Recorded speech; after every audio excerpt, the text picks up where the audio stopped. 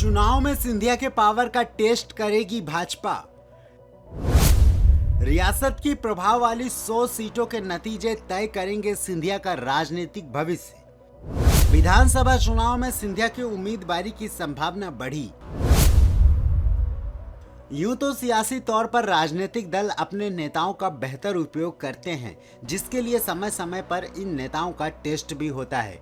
वर्तमान समय पर गौर करें तो मध्य प्रदेश भाजपा के पास शिवराज सिंह चौहान के रूप में एक बड़ा चेहरा है, जिनकी साख पूरे प्रदेश में है। लेकिन केंद्रीय मंत्री ज्योतिरादित्य सिंधिया भी लोकप्रियता के मामले में कमजोर नहीं आके जाते हैं। ऐसे में राजनीतिक गलियारों में सवाल गूंज रहा है कि क्या भाजपा सिंधिया का उन इलाकों में टेस्ट करेगी जहां परिवार का कभी न कभी प्रभाव रहा है।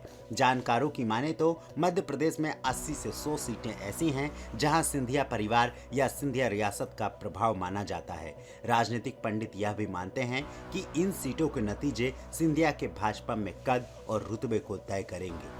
गौरतलब है कि मध्य प्रदेश की सियासत में सिंधिया परिवार एक बड़ा नाम रहा है। भाजपा के लिए राजमाता विजय राजे सिंधिया तो आधार स्तंभ भी मानी जाती हैं। अब केंद्रीय मंत्री ज्योतिरादित्य सिंधिया प्रभावी माने जाते हैं। इस चुनावी दृष्टि से देखा जाए तो ग्वालियर, चंबल, विदिशा, उज्जैन, खिलचीपुर, बुंदेलखंड की कुछ सीटें सहित तकरीबन 80 से 100 विधानसभा सीटें ऐसी है जहां पर सिंधिया का प्रभाव किसी न किसी रूप में माना जाता है। सिंधिया मराठा होने के कारण मराठी मतदाताओं को भी प्रभावित करते हैं। सुमित्रा महाजन, यशोधरा राजे सिंधिया के राजनीतिक ठहराव के बाद भाजपा के पास सिंधिया ही हैं जो मराठा वोट के लिहाज से अहम माने जाते हैं। वहीं यदि आगामी विधानसभा चुनाव में भाजपा की ओर से सिंधिया की उम्मीदवारी की बात करें तो भाजपा का शीर्ष नेतृत्व चुनाव के दौरान सिंधिया प्रभावित क्षेत्रों की जिम्मेदारी केंद्रीय मंत्री ज्योतिरादित्य सिंधिया को दे सकती है। यह भी कहा जा रहा है कि उन्हें विधानसभा चुनाव के मैदान पर भी उतारा जा सकता है। जानकार यह भी मान रहे हैं कि सिंधिया प्रभावित क्षेत्र के परिणाम से यह आकलन किया जा सकता है कि मध्य प्रदेश में भाजपा के लिए सिंधिया का उपयोग कितना प्रभावकारी हो सकता है। विधानसभा चुनाव में सिंधिया की उम्मीदवारी की संभावना इसलिए भी बढ़ रही है क्योंकि इस चुनाव में उनकी बुआ और खेल मंत्री रही यशोधरा राजे सिंधिया ने चुनावी मैदान से हटने की बात कह दी है। ऐसे में यदि सिंधिया चुनाव नहीं लड़ते हैं तो शायद यह पहली बार होगा कि सिंधिया परिवार का कोई भी सदस्य मध्य प्रदेश विधानसभा का चुनाव नहीं लड़ेगा।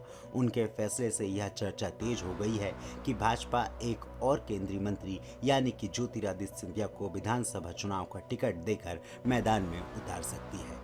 अगर पार्टी के मौजूदा सीएम पद की बात करें तो मध्य प्रदेश में भाजपा ने अभी तक सीएम के पद के लिए कोई चेहरा घोषित नहीं किया है। सिंधिया के समर्थक उन्हें अगला मुख्यमंत्री मान रहे हैं। यह बात अलग है कि चुनाव में बहुमत पाने के बाद पार्टी में एक नहीं कई दिग्गज सीएम के दावेदार के रूप में आगे आएंगे। अगर सिंधिया चुनाव नहीं लड़ेंगे तो वह रेस से बाहर हो जाएंगे। इससे यदि ज्योतिरादित्य सिंधिया को विधायक का चुनाव लड़ने को कहा जाता है तो शायद वह मना नहीं करेंगे। चुनाव में मुकाबला बहुत करीबी होगा और भाजपा अपनी सभी मजबूत सीटें जीतने की कोशिश करेगी। यदि अगर मध्य प्रदेश की राजनीति में वहीं राजा और महाराजा की राजनीतिक प्रतिद्वंद्विता की बात करें तो जानकार यह भी मान रहे हैं कि भाजपा शीर्ष नेतृत्व रणनीति के तहत ज्योतिरादित्य सिंधिया को मैदान में उतारना चाहती है, क्योंकि पिछले चुनाव में सिंधिया के साथ कमलनाथ और दिग्विजय सिंह ने सरकार बनाई थी। इस बार चुनाव में सिंधिया को कमलनाथ और दिग्विजय सिंह के नेतृत्व वाले विपक्ष की रणनीति का मुकाबला करने के लिए सामने लाया जाएगा। इससे भी महत्वपूर्ण यह है कि मध्य प्रदेश में राजा यानी कि दिग्विजय सिंह, महाराजा यानी कि ज्योतिरादित्य सिंधिया की राजनीतिक प्रतिद्वंद्विता राजा और महाराजा के तौर पर जारी रही है। आपको बता दें, कांग्रेस ने दिग्विजय सिंह के बेटे जयवर्धन सिंह को ग्वालियर और चंबल की रणनीति की जिम्मेदारी सौंपी है। वह कई सिंधिया वफादारों को कांग्रेस में वापस भी लाए हैं। ऐसे में ज्योतिरादित्य सिंधिया का भी इस लिहाज से टेस्ट हो जाएगा कि उनके पार्टी में अभी भी उनके कितने समर्थक हैं। राजनीतिक गलियारों की और भी ऐसी ही चटपटी खबरों के लिए हमारे चैनल के साथ जुड़े रहें। धन्यवाद।